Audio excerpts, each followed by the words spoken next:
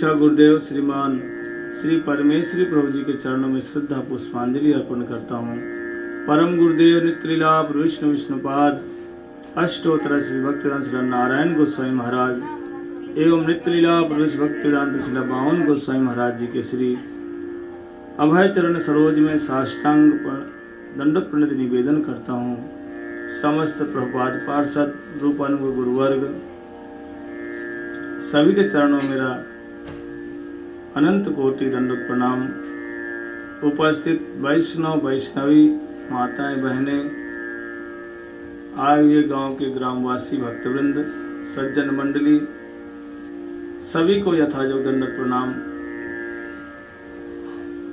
आज भागवतम का षष्ठ दिवस है, छठवां दिन। बोलो श्रीमद् भागवत महापुराण की जय। बोलो वृंदावन बिहारी लाल की जय। जय जय श्री राधे। कल हमने श्रवण किया था कि ब्रह्मा जी ने जैसे भगवान कृष्ण ने अघासुर का वध किया। अघ मतलब होता है पाप। वृंदावन में एक अघासुर आया, अर्थात सांप का मुंह बना करके, सांप का स्वरूप धारण करके एक असुर आया और आ करके कृष्ण ने क्या किया, उसके गले में जाके अटक गए और अटकते ही उसके प्राण निकल करके बाहर घूमने लगे, ज्योति की भांति घूमने लगी।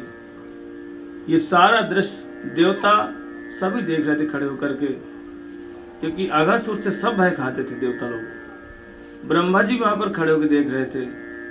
ब्रह्मा जी ने देखा कि ये ज्योति घूम रही है बाहर, लेकिन जैसे ही छोटा सा कृष्ण अघासुर के मुख से बाहर निकला, निकलते ही वो ज्योति जाकर के कृष्ण के चरणों में समा गई।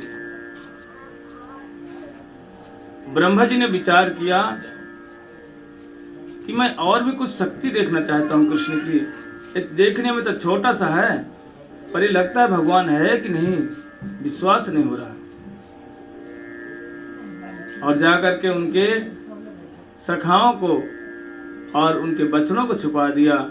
लेकिन भगवान कृष्ण ने समझ गए, बोले अच्छा ये ब्रह्मा मेरी शक्ति देखना चाहता है, तो ठीक है ब्रह्मा तुझे मैं आज शक्ति दिखाता हूँ कि मैं कितना शक्तिशाली हूँ। और जाकर के ब्रह्मा के पहुँचने से पहले ब्रह्मलोक में जाके वहाँ ब्रह्मा बन के बैठ गए। और ब्रह्मा ने जब देखा कि वो ये बड़े बड़े ब्रह्मा आ रहे हैं, मैं तो चार मुख वाला ही तो हूँ। एक बार बताते हैं कि ब्रह्मा जी ने उस दिन छुट्टी के लिए लीव फॉर्म भर दिया, छुट्टी मांगा, भैया मैं सृष्टि करते करते थक गया हूँ और बोला मैं कुछ दिन के लिए 10 दिन के लिए छुट्टी चाहता हूँ। जिस तरह से लोग नौकरी करते हैं ना प्राइवेट कंपनी में या गवर्नमेंट में, सभी लोग छुट्टियाँ लेते हैं। ब्रह्मा जी ने एक दिन छुट्टी के लिए फॉर्म भर दिया, बोला भैया बहुत दिन हो गया सृष्टि करते करते मैं थक गया, उस दिन शांति से रहना चाहता हूँ।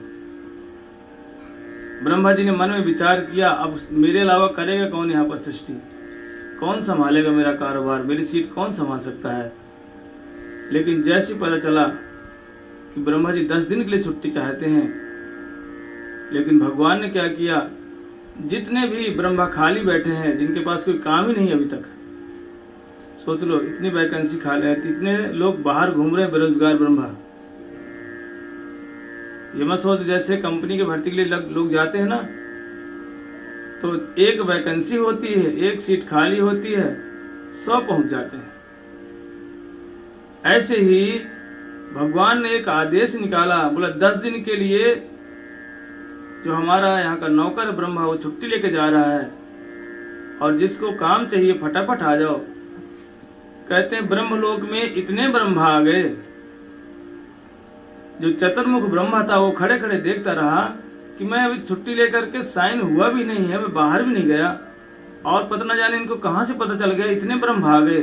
बोले 4 मुख वाले, 8 मुख वाले, 16 मुख वाले, 32 मुख वाले, 64 मुख वाले। बोले हे राम राम, मैं क्या देख रहा हूँ ये, मैं सोचता था मैं ही एक ब्रह्मा हूँ, लेकिन यहाँ 10 दिन की छुट्टी के लिए इतने ब्रह्मा, इतने बेरोजगार ब्रह्मा घूम रहे हैं, इनके पास कोई काम नहीं है क्या। ब्रह्मा समझ गया यदि मैंने गलती से ये 10 दिन की छुट्टी ले लिया ना, कहीं ऐसा ना हो ये 64 मुख वाला ब्रह्मा का यहाँ बैठ न जाए, मेरी छुट्टी ना हो जाए, तो मेरे बालक बच्चे कैसे पलेंगे। इसलिए ब्रह्मा तुरंत लौट के चार मुख वाला है, बोले भगवान से प्रार्थना किया, बोले ठाकुर जी हमसे गलती हो गई, हमको कहीं नहीं जाना, हमको यहीं रहना है। यदि मैं चला गया ना तो मेरी सीट भर जाएगी, मैं बाहर घूमता रहूंगा इनकी तरह। ऐसे ब्रह्मा है, जितने ब्रह्मांड उतने ब्रह्मा। क्योंकि भगवान के कोई ऐसा मत सोचो खाली एक ही पृथ्वी है, बस करोड़ों करोड़ पृथ्वी निकलती हैं। ब्रह्मा जी जब रात को विश्राम करते हैं, सोते हैं, तो प्रलय हो जाती है, और जब ब्रह्मा जगते हैं ना तब सृष्टि करना शुरू कर देते हैं। अब कोई कह सकता है कि भाई हम भी तो रात को सोते हैं, जैसे सोए थे वैसे तो जगे हैं, तो प्रलय कहाँ हुआ। ये प्रलय बड़ी लंबी प्रलय है। कहते हैं जब 71 बार चतुर्युग घूम जाता है, सतयुग, त्रेता युग, द्वापर युग, कलयुग, ऐसे करते करते जब 71 बार ऐसे युग आ जाते हैं, चतुर्युग इस कहते हैं, तब जाकर के ब्रह्मा जी का एक रात्रि होती है। एक रात एक मनो, एक मनोगा, इसको मनवंतर कहते हैं। सतयुग, त्रेता युग, द्वापर, कलयुग, ये चारों युग 71 बार जब हो जाते हैं, तब ब्रह्मा जी का एक रात होती। सोचो ऐसे उनका दिन भी होता है। सोचो कितनी लंबी आयु है ब्रह्मा की। और क्या गिनती कितनी हुई ब्रह्मा की आयु की? 100 वर्ष। बोला ब्रह्मा की आयु कितनी है, उम्र कितनी? बोले 100 साल का है ब्रह्मा बस। तो कई बार लोग सोच बैठे अच्छा ब्रह्मा हमारे जैसे ही है, लग रहा है 100 साल हमारे भी हैं, 100 साल इसके ही हैं, पर उसके 100 साल में और हमारे 100 साल में अंतर है। इसलिए ब्रह्मा जी बछड़ों को छुपा दिए, और जाकर के जब ब्रह्मा जी लौट करके देखे, बोले मैंने तो बछड़ों को छुपा रखा है, सखाओं को भी छुपा रखा है, फिर ये ब्रज में कौन जा रहे हैं? ये बछड़े जो ब्रज में जाकर के अपनी गाय माताओं का जो दूध पी रहे हैं, जो सखा लोग मैंने छुपाया था, ये सखा लोग सब अपनी माताओं की गोद में खेल रहे हैं। बोले ये कौन से सखा है? फिर ब्रह्मा जी का माथा चक्कर काट गया। और जब भगवान की कृपा से ही ब्रह्मा जी समझ पाए, भगवान ने क्या विचार किया, ले ब्रह्मा तू मेरा ऐश्वर्य देखना चाहता है ना, देख तूने जो छुपाया था वो सब छुपे हुए हैं। लेकिन स्वयं भगवान लखटी भी बने, सखा भी बने, उन गायों के बछड़े भी बन गए। जब ब्रह्मा ने भगवान की इच्छा से, भगवान की कृपा से देखा, सब चतुर्भुज। बोले हे भगवान इतनी विष्णु हो गए। ब्रह्मा का तो माथा घूम गया, सोचने लगा भैया ये बड़ा भयंकर अपराध हो गया। ब्रह्मा ने विचार किया अब मैं जाकर के इनके चरणों में प्रार्थना करूंगा, मुझसे गलती हो गई। और वही ब्रह्मा आकर के एक स्थान पड़ता है वृंदावन में, चौमुहा। चौमुहा मतलब होता है वहां ब्रह्मा आया था, चतुर्मुखी ब्रह्मा आया। सारे सखा लोग देख रहे थे। बोले कान्हा देख देख, आज तो 4 सिर वाला ये कौन सा आदमी आ गया भाई, हमने तो एक ही सिर वाला देखा था। बोले 4 मुंह है इसके तो। बोले भाई एक इधर एक पीछे एक आगे। बोले कान्हा देख देख ये कौन सा आदमी है, ये मनुष्य है कोई जानवर आ गए यहाँ पर। और जो उसके पीछे लगे, बोले चौमुहा आ गया, चौमुहा आया। सारे सखा उसके पीछे लग गए, कृष्ण के सखा। और ब्रह्मा वहां से भाग लिए। बोले भैया यहाँ तो जीना हराम है, यहाँ रह नहीं सकते। लेकिन वो ब्रह्मा जाकर के एकांत में बैठ करके ब्रज के बाहर अर्थात वृंदावन के बॉर्डर में बैठ करके प्रार्थना करने लगे। बोले नौमिड्यते अब्रपुसे तड़िदम बराया गुंजावतंसम परिपिक्षलसन मुखाया वर्ण सृजे कवल वेत्र विषाण वेणु लक्ष्मी श्रिये मृदुपदे पशुपांग जाया। नौमिड्यते, इड्य मतलब होता है ईश्वर। बोले हे प्रभु मैं आपको बार बार प्रणाम करता हूँ। ब्रह्मा जी बोलने लगे और उनके स्वरूप का वर्णन कर दिया कि आपके गले में पीताम्बर है, सिर पर मोर पंख है, आपके वक्ष स्थल पर लक्ष्मी चरणों में वास करती हैं, इस तरह से ब्रह्मा जी ने इतना स्तुतियां किया। और ब्रह्मा जी ने जब दर्शन किया कि जिस कृष्ण को संसार में अभी तक कोई तृप्त नहीं कर पाया, लेकिन ये कैसे कृष्ण हैं कि ब्रज में अपनी माताओं का दूध पी रहे हैं। कृष्ण, वही कृष्ण बछड़े बन करके गायों को भी दूध पी रहे हैं। बोले कितना ये भूखा प्यासा कृष्ण है।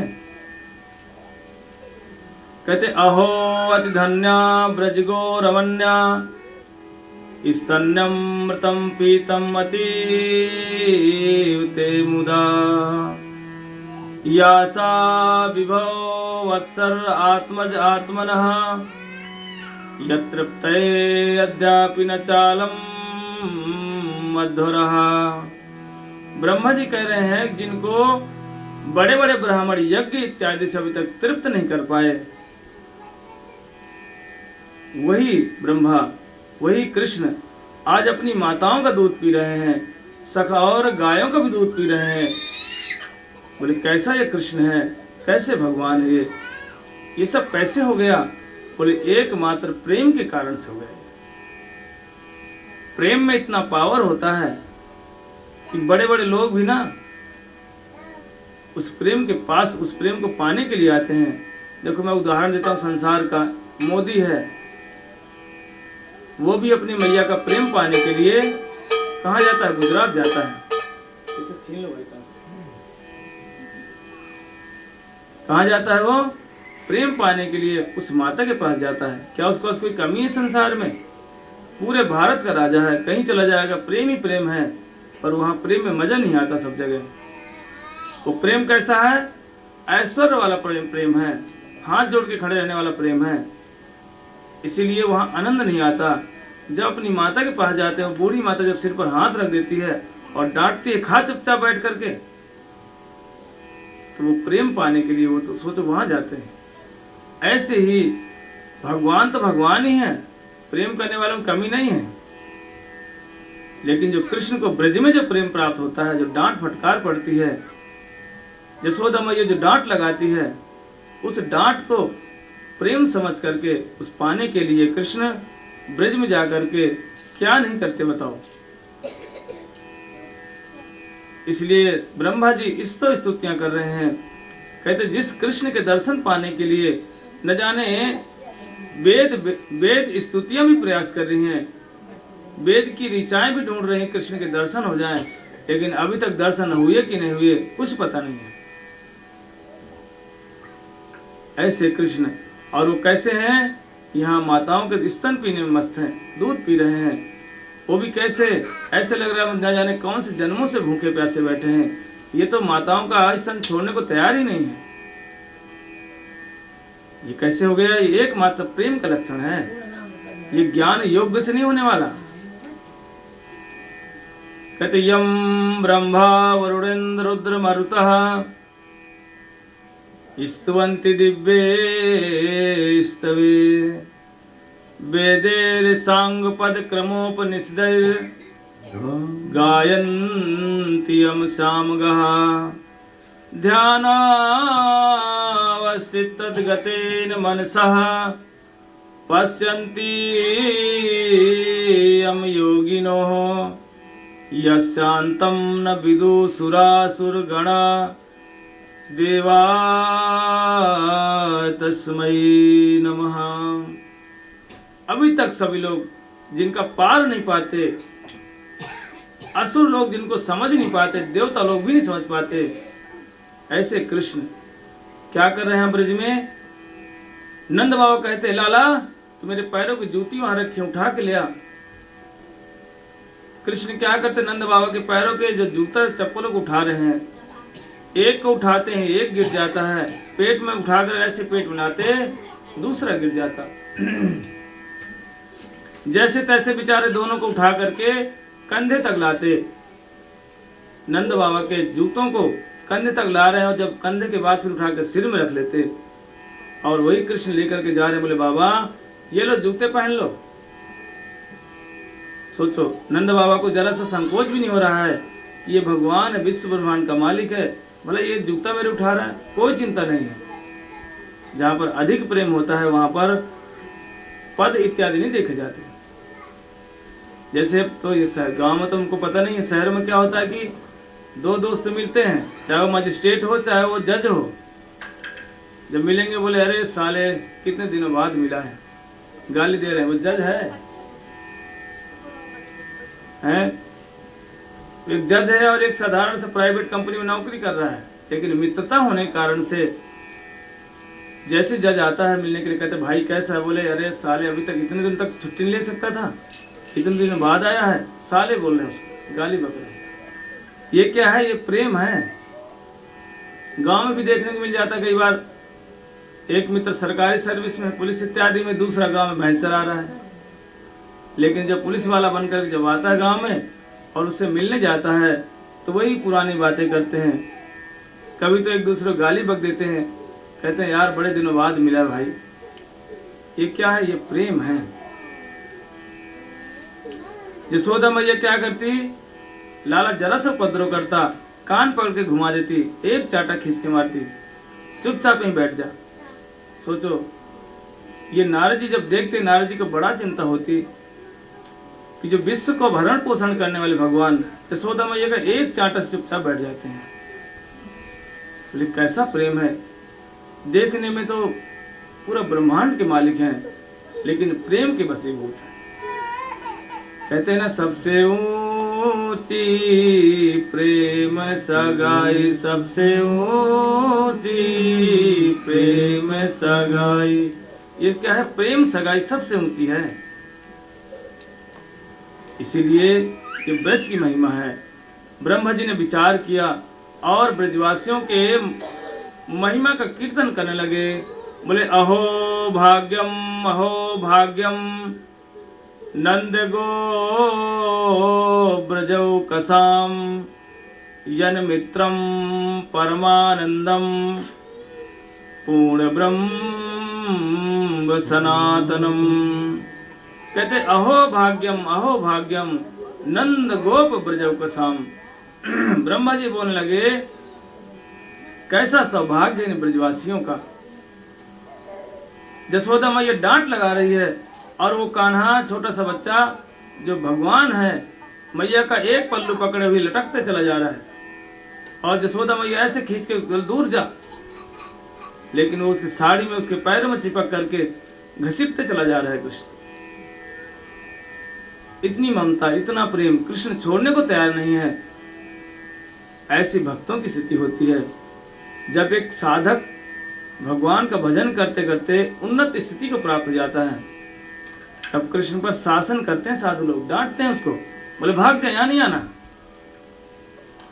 जिसके दर्शन के लिए हम लोग तरसते हैं, सुबह से न जाने क्या क्या नहीं करते हैं, अगरबत्ती जलाते हैं, कभी किसी को प्रणाम करते हैं, कभी किसी को प्रणाम करते हैं, लेकिन जब कोई साधु हमारे भजन करते करते उन्नत स्थिति को प्राप्त हो जाता है, जिस कृष्ण को पाने के लिए लोग तरसते हैं, साधु उस कृष्ण को डांट के भगा देते हैं, बोले चल जा, दूर जाकर रहे, हमारे पास नहीं आना। ब्रज में हमारे सनातन गोस्वामी थे, रोज कृष्ण को बना के खिलाते। एक दिन कृष्ण बोला बाबा, क्योंकि सनातन गोस्वामी क्या करते, खाली आटा लाते, जमुना जी के जल से लगा करके टिक्कड़ बनाते और उसको आग में कभी गोला बना के डाल देते, कभी कच्चा गोला खाते, कभी आटे पी लेते, भजन करते। एक दिन कृष्ण उनके पास आने लगे, फिर 2 गोला बनते, 2 टिक्कड़, एक स्वयं सनातन गोस्वामी खाते, एक कृष्ण को खिला देते। एक दिन कृष्ण ने शिकायत किया बाबा से, बोले बाबा ये तेरी सूखी सूखी बाटी ना मेरे गले में फंस जाती, गले से उतरती नहीं है, थोड़ा सा इसमें नमक लगा दिया कर, नमक पानी लगा देगा तो उसके कारण से मेरे गले के अंदर चली जाएगी। सनातन गोस्वामी बिगड़े, बोले देख भाई, तुझे मना किया था ना मेरे पास नहीं आना, आज तो बोल रहा है नमक लगा दे, कल बोलेगा इसमें घी लगा दे, परसों बोलेगा बीबी ला दे, तो बोले भजन करूँ तेरे चक्कर में पढ़ूं, बोले जा यहाँ से। कृष्ण को डांट दिया, बोले दोबारा यहाँ नहीं आना मेरे पास। इतना डांटा फटकारा, कृष्ण भी चुपचाप वहां चले गए। बोले बाबा गुस्सा हो गया, बाबा के पास अब नहीं रहूंगा मैं, चले गए। दूसरे दिन फिर आके बैठ गए, बोले तो फिर से आ गया नहीं यहाँ से। तब कृष्ण कह रहे हैं कि बाबा मैं जानता हूँ कि तू मेरी परीक्षा ले रहा है, तो मैं इस परीक्षा में पास होके ही रहूँगा, फेल नहीं होऊंगा। और हम लोग क्या बोलते हैं, भगवान हमारी परीक्षा ले रहे हैं, लेकिन वहां पर क्या हो रहा है, भक्त भगवान की परीक्षा ले लेते हैं। स्वयं कृष्ण कहते हैं बाबा मैं जानता हूं तुम मेरी परीक्षा ले रहे हो ना, मैं इस परीक्षा में फेल नहीं होगा तो कितना भी मेरा अपमान कर मैं रहूंगा तेरे पास ही। ऐसी क्या वस्तु है बाबा के पास जो कृष्ण छोड़ने को तैयार नहीं है? कोई सिद्धि है क्या सनातन गोस्वामी बाबा के पास? कोई सिद्धि नहीं है। भक्ति ही एकमात्र सिद्धि है। भक्ति एक ऐसा वस्तु है जो भगवान को वशीभूत कर लेती है। हरि भक्ति महादिव्या सर्वभुक्त्यादि सिद्धयः। कहते जहां पर भगवान की भक्ति होती है वहां पर सिद्धियां भी रहती हैं और वहां पर भुक्ति मुक्ति भी रहती है। सब कोई आकर रहता है, लेकिन भगवान का भक्त क्या करता है, ऐसे सिद्धियों को, ऐसे मुक्तियों को लात मार के भगा देता है। कहता है हमको सिद्धि मुक्ति नहीं चाहिए, तुम जाओ यहां से। लेकिन संसार के लोग क्या चाहते हैं, हमको मुक्ति मिल जाए, हमको सिद्धियां मिल जाए, हम जाकर संसार को थोड़ा सा दिखाएं गांव में कि देखो देखो मैं भी कम नहीं हूं। लेकिन लोग समझने को तैयार नहीं होते। एक बार एक गांव का व्यक्ति था, साधु बन गया, और वो पता कहाँ गया, जम्मू कश्मीर इत्यादि या कहें तो उत्तराखंड में जाकर के भजन करने लगा। एक देवी की भक्ति की उसने, और देवी की भक्ति करते करते देवी एक दिन प्रकट हो गई।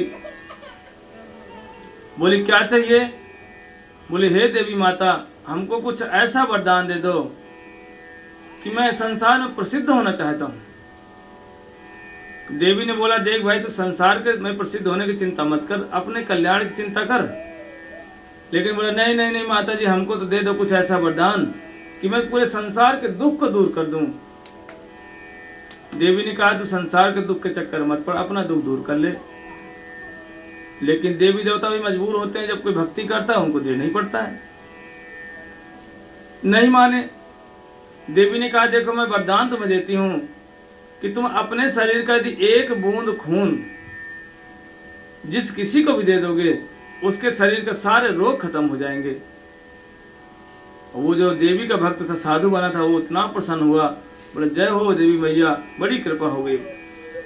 और जा करके जैसे ही ऋषिकेश इत्यादि से नीचे आया, एक गांव में जाके बैठ गया, अपने शरीर का एक बूंद खून देता, सारी बीमारियां दूर हो जाती। और धीरे धीरे करके इतना प्रसिद्ध हो गया वो देवी का भक्त, लोग चारों तरफ उसकी ख्याति फैल गई। जो कृष्ण भक्त थे उनके पास कोई झांकने भी नहीं जाता था। अरे कहते थे ये तो खाली कहते माला करो। देवी का भक्त कितना अच्छा है, देखो ये बाबा कितना शक्तिशाली है, रोग ही दूर कर देता है सबके। और धीरे धीरे करते करते घूमते घूमते बेचारे वो बाबा लखनऊ की तरफ आ गए, क्योंकि ऋषिकेश हरिद्वार से लखनऊ ही पास ही पड़ जाता है। और लखनऊ से घूमते घूमते इधर बस्ती होते हुए, गोरखपुर होते हुए इधर भी आ गए। कहाँ तक आ गए? चकला भी आ गए। एक दिन परासी चकला आ गए। अब परासी चकला में क्या, सभी लोग बीमार, विचार करने लगे, बोले बाबा अच्छा मिला हमको ये तो। अब वो घूमते घूमते बेचारे वहाँ पहुँच गए पेड़ के पास। पूरे गांव में ढिढोरा पिट गया कि भैया एक बाबा आया है ऋषिकेश हरिद्वार से, वो अपने शरीर का एक बूंद खून दे देता है ना, सारी बीमारियां दूर हो जाती हैं।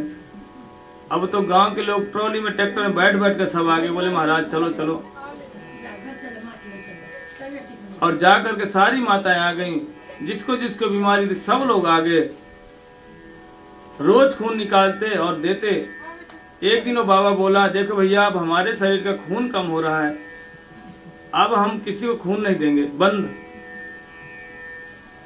उसमें से कुछ लोग थे, बोले बाबा आज और दे दो बस। बोले मेरी माँ दादी ना बड़ी बीमार है, ठीक नहीं हो रही, थोड़ा सा एक बूंद दे दो। बाबा बोले देखो भैया हमारे शरीर में खून बन ही नहीं रहा बिल्कुल, अब हम नहीं देंगे। लेकिन कुछ गांव के ऐसे भक्त थे, वो बोले कि बाबा प्रेम से दोगे या जबरदस्ती करें फिर अब हम? बाबा बोले भैया हम देंगे नहीं, तुम जबरदस्ती क्यों करोगे हमारे साथ? और बाबा नहीं मानने लगा, डंडा लेके खड़ा हो गया। लेकिन 4 लोग आए, 10 लोग लड़के नए नए आए, बाबा को पकड़ लिया और पेड़ में बांध दिया रस्सी से। और सब लोग अपने अपने घर से सिरिंज लेके आए, खून निकालने वाला। और बाबा का पूरा खून ही निकाल लिया। और जैसे पूरे शरीर का खून ही निकाल लिया, अब बाबा क्या होगा, गोविंदाय नमो नमः, बाबा वहीं मर गया। भाई देवी ने गलत थोड़ी बोला था उसे कि संसार के दुख के चक्कर मत पड़, अपना दुख दूर कर। लेकिन संसार में वो चाहता था मैं प्रसिद्धि सिद्धियां मिल जाए, लोग मुझे जाने, लेकिन देवी की बात नहीं माना। और लास्ट में क्या हुआ, पेड़ में बांध करके इस परासी चकलावाल ने उसका खून ही निकाल लिया। इसीलिए कोई संसार की बीमारी दूर करने के चक्कर में पड़ेगा, वो तो मरेगा ही मरेगा पक्का। क्यों, संसार में कोई बीमारी का अंत है क्या? हर व्यक्ति के पास बीमारी है, छोटा बच्चा वो भी बीमार, जवान आदमी उसमें कुछ कमियां, वृद्ध है उसमें कमियां ही कमियां हैं। इसलिए बोलते हैं कि कृष्ण की भक्ति कर लो, भगवान का आश्रय लेके भजन करो, उससे ही तुम्हारा कल्याण होगा, ना कि इन सिद्धियों के चक्कर में पड़ो। कई लोग जाकर सिद्धियां प्राप्त करने के चक्कर में जाते हैं, बोले अरे भक्ति में क्या रखा है, सिद्धि में जो है, कहते ये बाबा बड़ा सिद्ध है। एक बार हमको भी एक बाबा से मुलाकात हुई, चित्रकूट की बात है। ऐसे लंबी लंबी जटाएं वाला बाबा था, प्रमोद वन की बात है। हम भी गए थे किसी कारण से, तो हम बैठा हुआ था मैं, तो एक बाबा चिलम फूंक रहा था बैठ के प्रमोद वन में। तो हमने कहा बाबा कहाँ रहते हो आप? तो थोड़ा सा ना नाराज सा हो गया, अरे मुझसे पूछते मैं कहाँ रहता हूँ, मैं हर समय भगवान चिंतन में रहता हूँ, मुझे भगवान का सब कुछ पता, कहाँ क्या हो रहा है नहीं हो रहा है। तो मैंने कहा बाबा ये बताओ चिलम में क्या क्या भरा है? तो थोड़ा सा रुष्ट हो गया, नाराज हुआ। मैंने कहा बाबा बताओ, कह रहा पता बेटा मेरा आश्रम जहाँ पर है ना, मैं वहां तक देख रहा हूँ बैठ करके। मैंने कहा बाबा ये कामतगिरी पर्वत इतना बड़ा है, लक्ष्मण पहाड़ी भी है, और तुम पहाड़ के उधर कैसे देख लोगे? बोले मैं सब देखता हूँ, मेरे अंदर सिद्धियां हैं। तो मैंने कहा बाबा तुम्हारे अंदर कोई सिद्धि उद्धियां नहीं है। मैंने कहा सिद्धि वाला जो व्यक्ति होता ना, इतना क्रोधी नहीं होता जितना तुम्हारे अंदर गुस्सा देखा जा रहा है। बाबा थोड़ी देर तक तो बहुत बिगड़ा मेरे ऊपर, मैं भी थोड़ा सा घबरा गया। मैंने कहा कहीं ऐसा ना हो सच में कोई तांत्रिक हो कुछ कर न दे। भाई होता ही मैं अकेले ही था। मैंने कहा यार कहीं ऐसा ना कुछ गड़बड़ी नहीं कर दी बाबा। लेकिन फिर भी जो मुझे विश्वास था, मैंने कहा भगवान से बढ़कर सिद्धियां नहीं है, ये कुछ भी करेगा मेरा कुछ बिगाड़ नहीं सकता। और मैं भी कम से कम 1 घंटे तक वहीं बैठा था। शाम का समय था, बड़ा अच्छा स्थान है उधर, पहाड़ी क्षेत्र पूरा। फिर इसके बाद वो पता न जाने थोड़ी देर उधर गया कहीं घूम घाम के, फिर बाबा आ गया वो। अब मुझे भी रात रुकना ही था वहाँ। तो बाबा आके हमसे बोला बच्चा कहाँ से आए हो, देखने में तुम बड़े बुद्धिमान लगते हो। तो मैंने कहा बाबा तुम्हारी परिभाषा कैसे बदल गई, तुम तो बड़े क्रोधी स्वभाव के थे। मैंने कहा इतना परिवर्तन कैसे हुआ? बोला नहीं बच्चा, मुझे ऐसा लग रहा है कि तुम कोई साधारण बालक नहीं हो। तो मैंने कहा हाँ मेरे 4 हाथ हैं, 4 सिर हैं, असाधारण व्यक्ति हूँ मैं। बोले नहीं तुम सच सच बताओ कहाँ रहते हो? तो मैंने कहा बाबा मैं वृंदावन में रहता हूँ। बोले बेटा तुम्हारे धैर्यवान बड़े बहुत मतलब अधिक धैर्यवान हो तुम। मैंने कहा बाबा ये बताओ पहले, यदि तुम्हारे अंदर सिद्धियां हैं तो सिद्धि वाला व्यक्ति इतना गुस्सा वाला क्यों होता है? फिर मैंने कहा देखो बाबा कोई संसार में कोई सिद्धि वाला हो नहीं सकता। ये तो आप मुझे चकमा देना चाहते हो, यह तो फिर अपनी महिमा सुनाने के लिए मुझे ऐसा कह रहे हो। है कुछ नहीं बाबा आपके अंदर, यदि सिद्धि है तो बताओ। तब बाद में बोला देख बच्चा, संसार को बेवकूफ बनाने के लिए कुछ ना कुछ तो बोलना ही पड़ता है। उसने कह दिया, क्योंकि मुझे पता ज़्यादा से ज़्यादा तो मैं से और कुछ पूछता। वो भी जानता था ये मेरा पीछा छोड़ने वाला व्यक्ति नहीं है। लास्ट में उसने खुद कहा कि बच्चा सिद्धि उद्धि कुछ नहीं है, खाली कुछ संसार में पेट भरने के लिए कुछ ना कुछ तो दिखाना ही पड़ेगा। लेकिन खुद बोला आप जिस पथ पे चल रहे हो ये पथ सर्वश्रेष्ठ पथ है। मैंने कहा आप भी चलो। बोले अब हमसे जहाँ पर है वही ठीक है, पर आपको जो मार्ग है सर्वश्रेष्ठ मार्ग है, निर्भय होकर चलने वाला मार्ग है। कहते यदि कोई कृष्ण की भक्ति करना शुरू कर दे वो सदा सर्वदा निर्भय रहता है, कभी भयभीत नहीं होता। तथा नाते माधव तावकः क्वचित भ्रश्यन्ति मार्गबद्धस्तौ सौविदा। कहते हैं एकदम निर्भय होकर चलने वाला है, तथा नाते माधवताओं का, जो माधव के भक्त हो जाते हैं कोई भयभीत नहीं होते। विचरन्ति निर्भया विनायकानि कपमोदसा प्रभो। कहते बड़े बड़े विघ्न आने पर भी कभी घबराते नहीं है। प्रहलाद महाराज कभी घबराए क्या? क्या नहीं उनके साथ हुआ। पहाड़ों से फेंक दिया, सर्प के झुंड में डाल दिया, हाथी से कुचला डाला, लेकिन उसके बाद प्रहलाद महाराज कभी अपने मुख से नहीं कहते थे कि हे ठाकुर जी मेरी रक्षा करो। क्या बोलते थे? ठाकुर की इच्छा, आपकी इच्छा में हमारी इच्छा। इसको बोलते हैं शरणागति। ये शरणागति के लक्षण है। ऐसे लोगों को भक्त कभी भगवान कभी छोड़ते नहीं, चाहे भगवान को स्वयं भीख क्यों न मांगना पड़ जाए, वो खिलाते भी। एक बार श्रीनिवास जी थे, श्रीनिवास पंडित जी चैतन्य महाप्रभु के भक्त थे। घर में पत्नी है, बच्चे हैं, कोई नौकरी चाकरी नहीं करते, रात दिन कथाओं में लगे रहते। एक दिन चैतन्य महाप्रभु बोले श्रीनिवास कुछ काम धाम कर लिया करो, तुम्हारे घर में बच्चे हैं, पत्नी है, कैसे लालन पालन करोगे, कैसे खिलाओगे? तो श्रीनिवास पंडित जी बोले प्रभु आज नहीं सुबह आपके रहते हुए हमें ये सब सोचने की जरूरत नहीं है। कहते हैं कृष्ण भक्ति कैले सर्व कर्म कृत है। बोले कृष्ण की भक्ति कर लो, सारी की सारी इच्छाएं पूर्ण होती रहती हैं। तब चैतन्य महाप्रभु खुद इतने प्रसन्न हुए और बोले श्रीनिवास पंडित जी आपके जैसे भक्तों को कभी भी कुछ कमी नहीं हो सकती, और यदि कमी होगी तो बोला मैं भिक्षा करके तुम्हें खिलाऊंगा। स्वयं भगवान कह रहे हैं ऐसी बात। इसलिए यदि कोई भगवान का भजन करना शुरू कर दे, कहते हैं उसकी गरीबी भी दूर हो जाती है, इतनी महिमा है। एक बार एक ब्राह्मण थे, उनकी 3 बेटियां थी और शिव जी के बड़े भक्त थे। और वृंदावन में सनातन गोस्वामी जी के पास, और एक दिन शिव जी प्रकट हो गए ब्राह्मण के सामने। बोले ब्राह्मण क्या चाहिए? बोले प्रभु मेरी 3 बेटियां हैं, तीनों का विवाह करना है, गरीबी स्थिति है, कुछ धन दे दो। शिव जी बोले देखो हमारे पास तो कोई धन दौलत नहीं है, क्योंकि शिव जी कहाँ पर रहते हैं? कैलाश पर्वत में। बेचारे वो खुद ही गरीबी स्थिति उनकी है कि नहीं बताओ? कुछ है उनके पास? कुछ भी तो नहीं है। ना तो एक कोई झोपड़ी है, ना तो एक कोई कमरा है। अरे उसकी तो बात छोड़ दो, शरीर में कपड़ा भी नहीं है, वो नंगे धड़ंगे बेचारे घूम रहे हैं। बोले भैया देखो ब्राह्मण देवता हमारे पास तो कुछ नहीं है, हम तो फक्कड़ी आदमी हैं, और तुम्हें फक्कड़ी बनना हो तो हमारे पास आओ। और ये धन चाहिए तो बोले वृंदावन में चले जाओ, एक ऊंचा सा टीला है, उसमें एक बाबा रहते हैं सनातन गोस्वामी, उनके पास सोना बनाने वाली मशीन है। अब तो ब्राह्मण वहां से चल पड़ा, वृंदावन में आया और जाकर के पूछते पूछते गया, बोले यहाँ सनातन गोस्वामी बड़े बाबा कौन से हैं? सब लोगों ने कहा भैया जो ऊंचा सा टीला है उसमें एक बाबा रहते वही बड़े बाबा हैं, वही सनातन गोस्वामी हैं। और जैसे ही वो ब्राह्मण पहुंचा, बोला हे सनातन गोस्वामी मुझे शिव जी ने भेजा है, आपके पास सोना बनाने वाली कोई मशीन है क्या? बाबा सोचने लगे, बोले भैया ये कैसा आदमी है, हमारे पास खाने को नहीं है, मशीन कहाँ से आ गई? लेकिन विचार करने लगे कि भोले बाबा ने यदि भेजा है तो गलत तो नहीं हो सकता, क्योंकि ये बात सनातन गोस्वामी जानते थे। बोलो वृंदावन बिहारी लाल की जय। टाइम ज्यादा तो नहीं हुआ?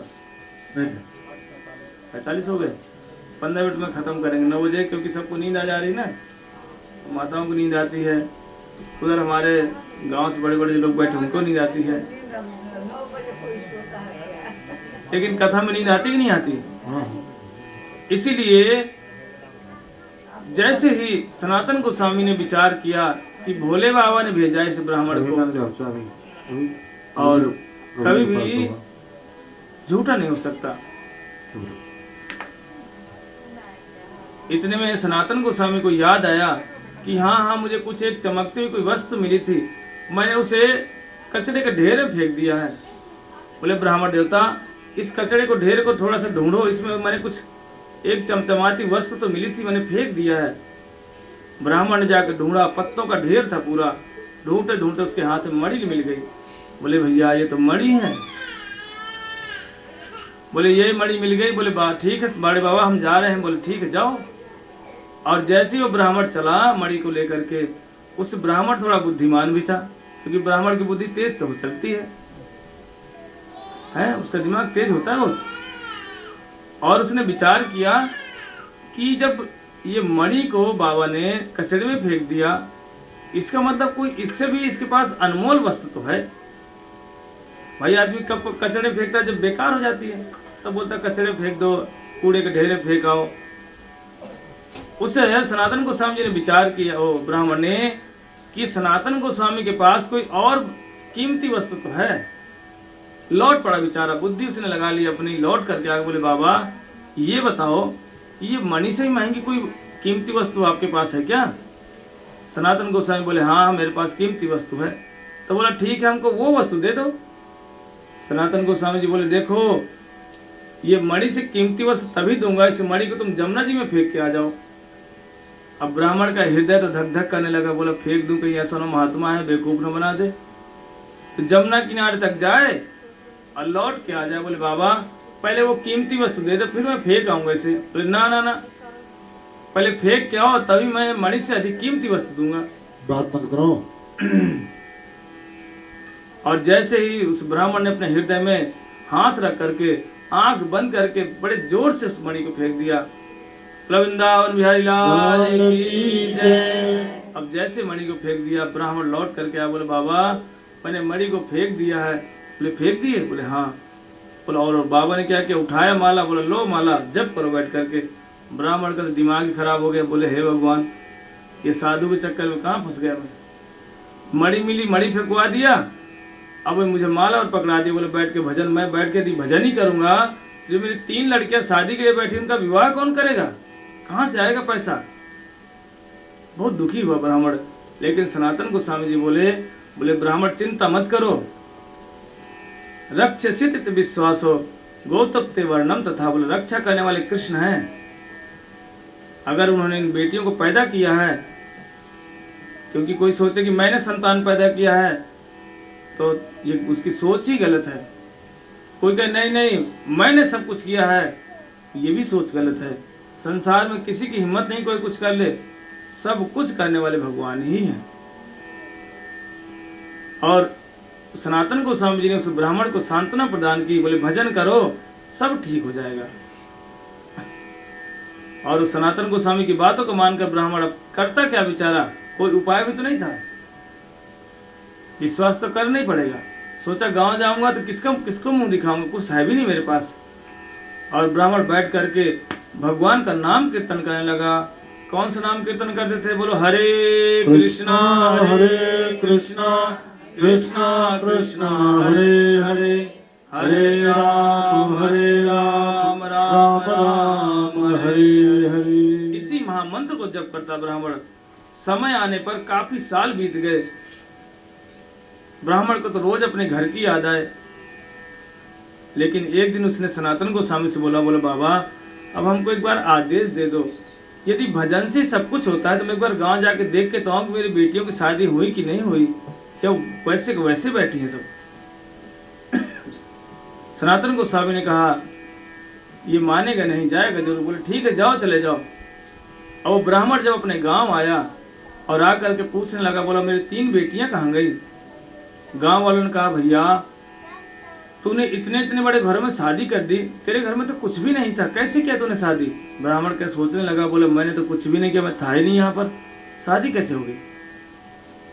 और जाकर जब पता किया, एक बेटी जज के साथ विवाह हो गया, एक बेटी का किसी बड़े बड़े मतलब जो पद प्रतिष्ठित लोग थे, बड़े बड़े लोग घर में शादियां हो गई। ब्राह्मण उन बेटियों के घर भी गया और जाकर देखा, वो तो ब्राह्मण रोने लगा। कहते देखो भगवान मैंने तो कुछ भी नहीं किया, मैं तो बल्कि असहाय की भांति वहीं बैठकर भगवान का नाम करता था। और भगवान स्वयं उसके शरीर रूप धारण करके 3 बेटियों का विवाह बड़े बड़े घरों में कर दिया। ब्राह्मण तो बिल्कुल जुबान से कुछ निकल ही नहीं रहा, सिर्फ रो रहा है बैठ करके, कह रहा सच में भगवान ही रक्षा करते सबकी।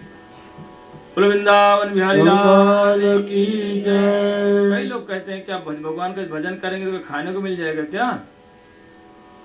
कई लोग बोलते हैं भगवान खाने को भी देते हैं, सारी व्यवस्था करते हैं। इसलिए एक व्यक्ति था, एक बूढ़े दादाजी थे, उनको थोड़ा सा घर में बड़ी परेशानी होती। ध्यान से सुनो, बड़ी परेशानी होती। एक दिन दादाजी और या बाबा जी इतने थक गए अपने घर से, विचार करने लगे मैं दूर ही चला जाता हूँ, परेशान हो जाता हूँ। लेकिन ये विचार करके जैसे ही रास्ते में गए उनको याद आ गई अपने पोते की कि मैं तो आ गया हूँ, मेरा पोता मेरे बगैर कैसे रहेगा, छोटा सा बच्चा कौन उसको खिलाएगा, कौन पिलाएगा। तो विचार करके लौट करके आ गए। फिर एक दिन उनको बैराग हुआ, फिर गए, फिर लौट ही रहे थे। इतने में क्या देख रहे हैं बैठ करके, एक चिड़िया का बच्चा छोटा सा उस घोंसले से नीचे गिर गया। उसकी मैया भी नहीं है, वो चौं चौं चौं दोनों मुंह खोलता चोंच से ऊपर की ओर भूखा। उन दादाजी ने देखा कि चिड़िया का बच्चा ऐसे पड़ा हुआ है, इसको कौन खिलाएगा, इसकी मैया भी इसके पास नहीं है, ये रो रहा है, भूख से तड़प रहा है। लेकिन अकस्मात एक उड़ते उड़ते पतंग आया, उसके मुंह में घुस गया। दादाजी ने देखा, बोले भैया कमाल हो गया, इसके पास कीड़ा अपने आप आया, इसके मुंह में घुस गया, ऐसे कैसे घुस गया? बोले इसका मतलब भगवान इसको खिला रहे हैं। और दादाजी को इतना विश्वास हुआ, चुपचाप दोबारा परासी चकलाल की तरफ मुंह करके भी नहीं देखा, सीधे जा करके कौन सा भाट रानी क्या है वो स्टेशन, भाट पर रानी जा करके बैठे और सीधे वृंदावन चले गए। बोले छोड़ो भैया, हो गया, समझ गया मैं। इसीलिए विश्वास करके कोई भगवान का भजन तो करे। अरे भजन की बात छोड़ दो, भगवान को अर्पण करके भोजन ही करे तो उसमें से उसका कल्याण हो जाएगा। लेकिन हम भोजन भी नहीं भगवान को अर्पण करते, उसको भी स्वयं खाते हैं, इसलिए पाप खाते हैं। इसलिए भगवान पर यदि कोई श्रद्धा के साथ भगवान नाम कीर्तन करे, सारी समस्याओं का समाधान है। ब्रह्मा जी ने इस तरह स्तुतियां किया, प्रार्थना करते हुए ब्रजवासियों की महिमा का गायन किया और गाते हुए धीरे धीरे अपने कहाँ चले गए, अपने लोक को चले गए। भगवान ने उनको क्षमा भी कर दिया। बोले ब्रह्मा ध्यान देना, अब ढंग से अपना काम करना, अहंकार मत लाना। यदि कुछ तुझे देखने की इच्छा हो ऐश्वर्य तो मुझसे प्रार्थना करना, मैं तुझे अपना ऐश्वर्य भी दिखा दूंगा। धीरे धीरे करते करते अनेक अनेक लीलाएं हुई। 9 बज गए क्या? तो समय बड़ा जल्दी हो जाता, पता भी नहीं चलता। और धीरे धीरे करते करते गर्मी का समय आ गया। कृष्ण थोड़े से बड़े हो गए और एक दिन क्या हुआ, रोहिणी नक्षत्र आया। बलराम भैया साथ में नहीं गए, खाली कृष्ण ही गए। और कृष्ण घूमते घूमते यमुना जी के किनारे पहुंच गए। और यमुना जी के किनारे जब पहुंचे तो गायों ने क्या किया, जाकर के यमुना जी का पानी पिया। और वो यमुना का पानी कैसा था, विषैला पानी था। लेकिन वो यमुना जी नहीं था पूरा, वो एक हृद था, एक सरोवर था यमुना जी के किनारे में ही। उसमें कालिया नाम का एक सर्प रहता था, महाविषैला। वो इतना विषधारी था कि पूरा पानी विषमय हो गया था। कोई यदि उसके पानी को पी ले तो तुरंत तत्काल मृत्यु हो जाती थी। कहते थे इतनी महिमा थी उस व्यक्ति की, कालिया सर्प की, यदि कोई आकाश से कोई पक्षी भी उड़ता था ना तो उसके ताप से पक्षी भी नीचे गिर जाता था, जल के खत्म हो जाता था। एक भी पेड़ वहां पर हरे भरे नहीं थे, सारे पेड़ झुलस गए थे विष के कारण से। लेकिन वहां पर एक कदम्ब का पेड़ था जो हरा भरा होता। और कृष्ण ने विचार किया, मेरी गायें और मेरे सखा ये यहाँ पर खेलेंगे और ये वृंदावन में विषैला सर्प रहता है, ये सबको मार देगा, हो ना हो मैं इसको यहाँ से भगा ही देता हूँ आज। और कृष्ण ने किसी बहाने से वहां उसे हृदय में छलांग मार दी। छलांग मारते ही जो कालिया नाग बड़े आराम से जल के अंदर बैठ करके सो रहा था, उसकी पानी की हिलकोरें होने लगी। कृष्ण क्या करते, पानी में खेलना शुरू कर दिया। कालिया बाहर निकला, सोचने लगा जो व्यक्ति इस पानी में गिरता है, गिरते ही वो मर जाता है, ये ऐसा कौन सा जीव है, कौन सा मनुष्य है जो तैर रहा है, अभी तक मरा नहीं।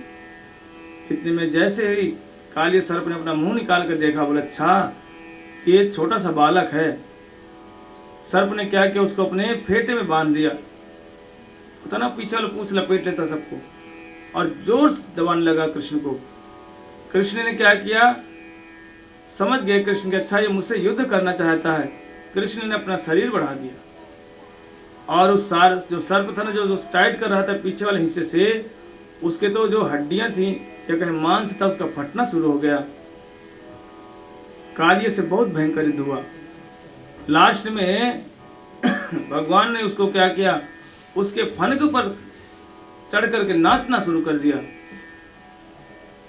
और कालिया के मुख से जो ब्लड निकलता, और कालिया रोने लगा। लास्ट में जो कालिया की पत्नियां थी, नाग पत्नियां, बाहर निकल के आ गई, कृष्ण से प्रार्थना करने लगी, सोचने लगी कि जिन चरणों को पाने के लिए कौन कौन से भक्त तपस्या नहीं करते, भक्ति नहीं करते, ना जाने कालिया ने ऐसा कौन सा तपस्या किया कि अनायास ही भगवान इसके सिर पर नाच रहे हैं।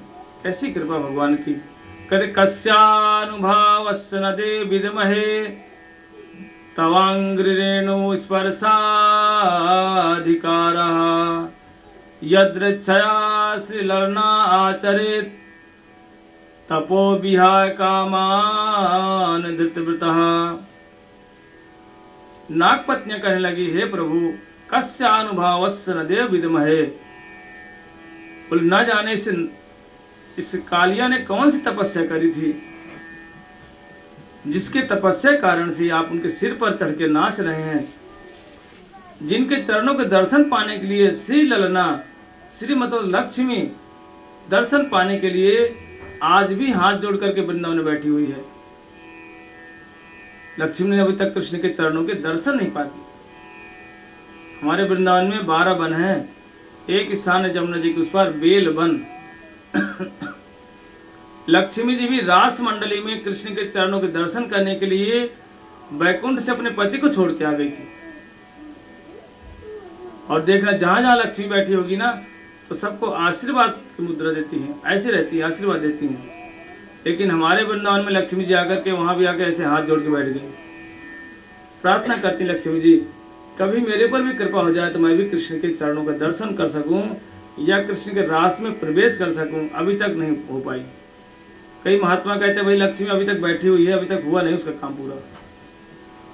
सोचो हम लक्ष्मी के पीछे दौड़ते हैं, वो लक्ष्मी कहाँ जा रही है? वृंदावन में हाथ जोड़ के बैठी है बेलवन में। कहते ना जाने इस कालिया ने कौन सी तपस्या करी है जिसके कारण से भगवान स्वयं इसके सिर के ऊपर नाच रहे हैं। और कालिया हार गया। काली ने प्रार्थना किया, बोला प्रभु हमको क्षमा कर दो। नाग पक्षियों ने भी क्षमा मांगी और बोले कि कृष्ण बोले देखो तुम यहाँ सीधे जहाँ से आए थे वहीं निकल जाओ। कहाँ से आया था कालिया? ये रमण द्वीप से आया था। ये रमण द्वीप कहाँ पड़ता है? ये विदेश में है, रसिया में, रूस कंट्री में है ये रमण द्वीप। वहां से कालिया आया था। बोले ये कैसे कालिया गया था? इसकी कालिया की और गरुड़ की बड़ी दुश्मनी हो गई थी, क्योंकि रमण द्वीप क्या है, पूरे सर्पों का एक स्थान है, वहां सर्प ही सर्प रहते हैं। और गरुड़ का भोजन क्या है? क्या खाता है गरुड़? सर्प खाता है। तो गरुड़ क्या करता, वहीं जाके सर्प खाता। एक दिन सारे सर्पों ने एक मीटिंग किया। बोले भैया ऐसे बात नहीं बनेगी। ये गरुड़ आता है, कभी किसी को झपट्टा मार खा जाता है, कभी किसी को खा जाता है। गरुड़ से उन्होंने क्या किया, बात कर लिया।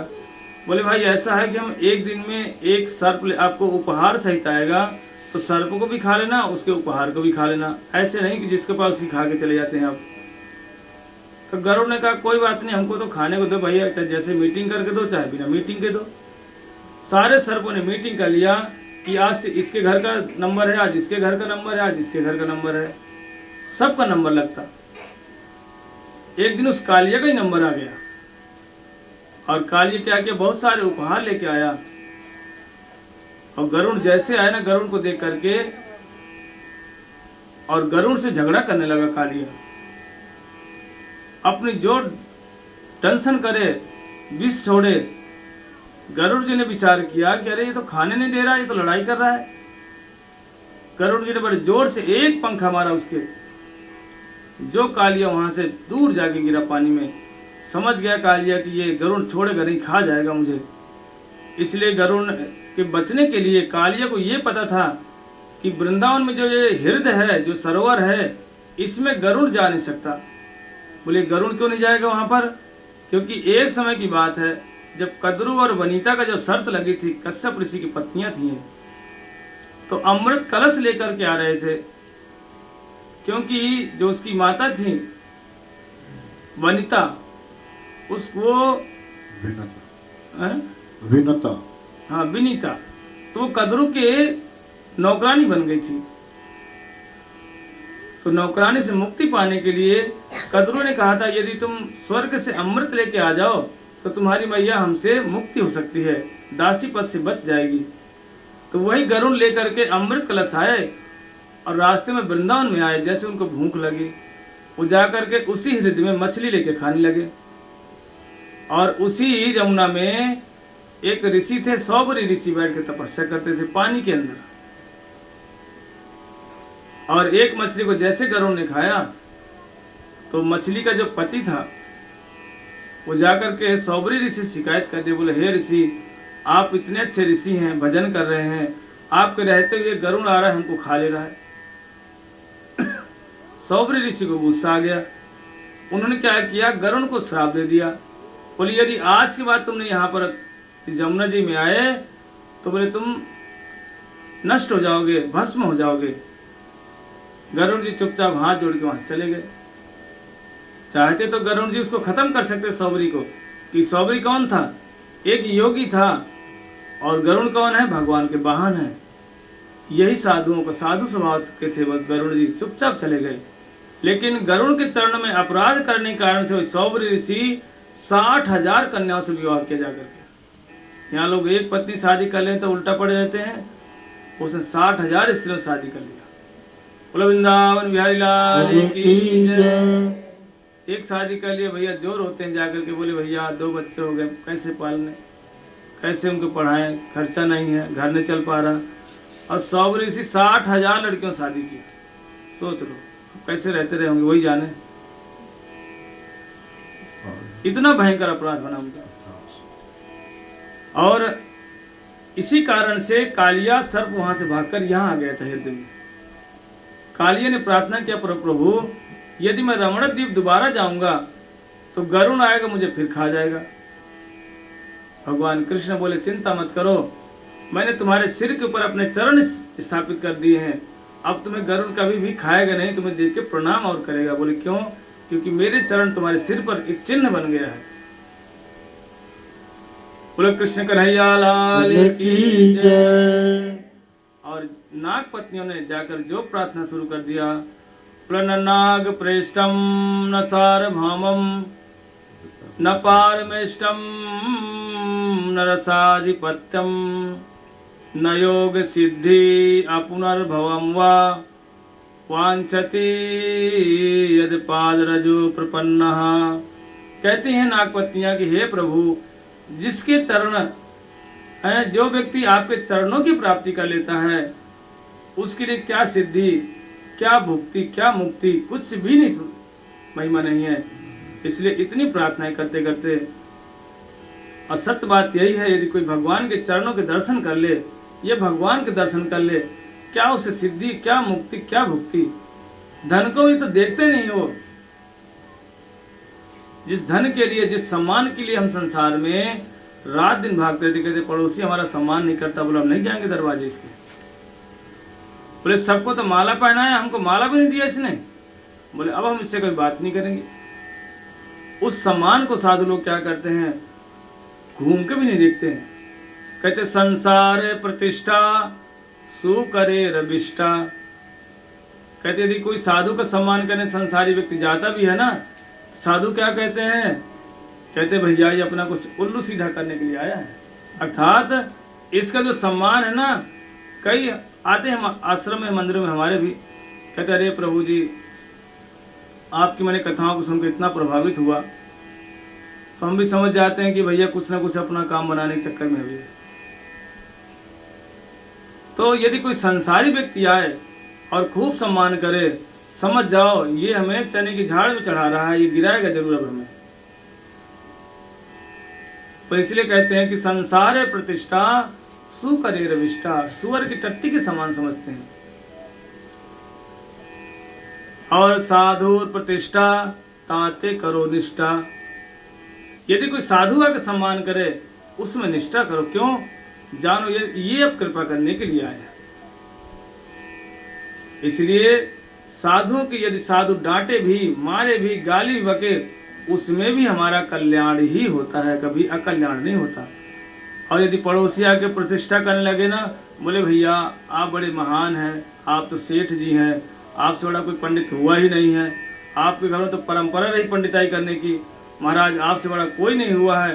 बोले जो फलाने दुबे जी है ना, उनका कोई खास नहीं है, महिमा तो आपकी है, आप तो जो मंत्र बोलते हैं, यदि ऐसा गुणगान करे, समझ जाओ ये चने की झाड़ में चढ़ा रहा है, मारेगा जरूर हमें जल्दी भैया। क्योंकि अनायास ही हमारी प्रतिष्ठा कर रहा है, अनायास ही हमारी प्रशंसा कर रहा है, समझो ये अब नुकसान करेगा हमें। इसलिए भगवान के चरणों का आश्रय लेकर रहो, यही हमारा कल्याण कर सकते हैं। साधु ही हमारा कल्याण कर सकते हैं, संसार एक दूसरे कल्याण नहीं कर सकते। वृंदावन बिहारी लाल की जय। जय जय श्री राधे श्याम। और कई बार साधु कहते भाई भजन करो भजन करो, लेकिन हम क्या कहते हैं, अरे भजन से क्या होगा, भजन से सब कुछ होगा। क्या उस पंडित जी का नहीं हुआ? वो अपना घर छोड़ करके गया मणि लेने के लिए और बैठ के वहीं भजन किया, और उसकी बेटियों की शादी कहाँ हो गई? बड़े बड़े घरों में हो गई। इसलिए हमें सबको भगवान का नाम जरूर जरूर करना चाहिए। सभी लोग हाथ उठा बोलो हरे कृष्णा हरे कृष्णा कृष्णा कृष्णा हरे हरे, हरे राम राम राम हरे हरे। बोलो हरे कृष्णा कृष्णा कृष्णा हरे हरे, हरे राम राम राम हरे हरे। अभी सभी को देखो माला दी जाएंगी और सभी लोग माला करो। ज्यादा समय की बात नहीं है, आज और कल की बात है बस। परसों से तो फिर आप आने वाले भी नहीं हो, अपने अपने घर में ही जाके खाओगे पियोगे सोओगे रहोगे। इसलिए आज और कल की बात है। और कल ध्यान देना, जो व्यक्ति इन 6 दिन की कथा में नहीं आ पाया है उसे 7वें दिन जरूर लेके आ जाना, क्योंकि 7वें दिन यदि आ जाएगा तो उसे पूरे 7 के 7 दिन की कथाओं का फल प्राप्त हो जाएगा। वृंदावन बिहारी लाल की जय। इसीलिए भागवतम को सुनने के लिए कल सभी लोग आना, और कल जल्दी हम छोड़ भी देंगे, चिंता मत करो, ठीक है।